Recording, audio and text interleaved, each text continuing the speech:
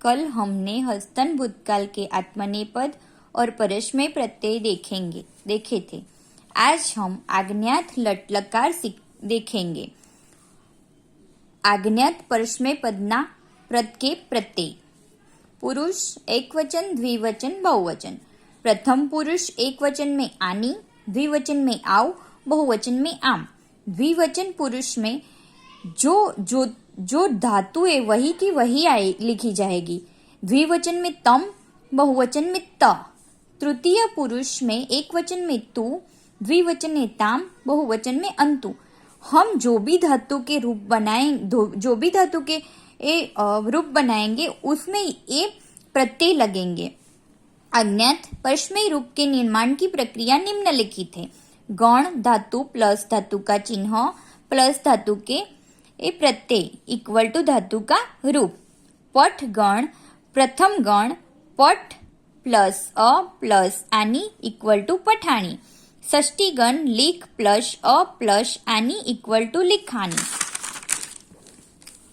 चतुर्थ गण कृप प्लस य प्लस आनी इक्वल टू कुप्यानी।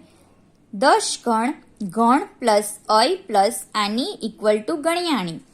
इसी प्रकार हम पठ धातु के रूप बनाएंगे। पुरुष एक वचन, द्विवचन, बहुवचन। उत्तम पुरुष पठाणी, पठाव, पठाम। मध्यम पुरुष पठ, पठत, पठत। अन्य पुरुष पठतु, पठताम, पठन्तु। अब हम आज्ञात आत्मनेपद के प्रत्यय देखेंगे। पुरुष एक वचन, द्विवचन, बहुवचन। उत्तम पुरुष एक वचन ए, द्विवचन आवहे, बहुवचन आमहे। मध्यम पुरुष एक वचन स्व, द्विवचन इत्थाम, बहुवचन द्वम। अन्य पुरुष एक वचन ताम, द्विवचन इताम, बहुवचन अंताम। आज्ञात आत्मनेपद रूप के निर्माण की प्रक्रिया निम्नलिखित है।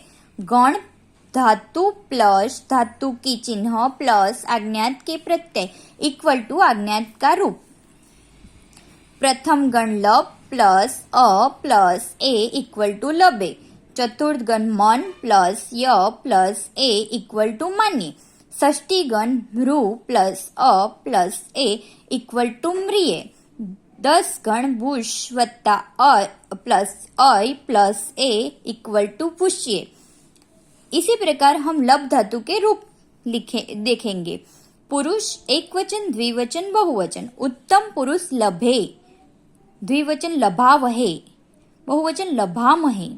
मध्यम पुरुष लभस्व, लभेथाम, लभद्वम। अन्य पुरुष लभाताम, लभेतम, लभन्ताम। इसी प्रकार हम मन धातु, मृ धातु और वृष धातु के रूप बना सकते हैं।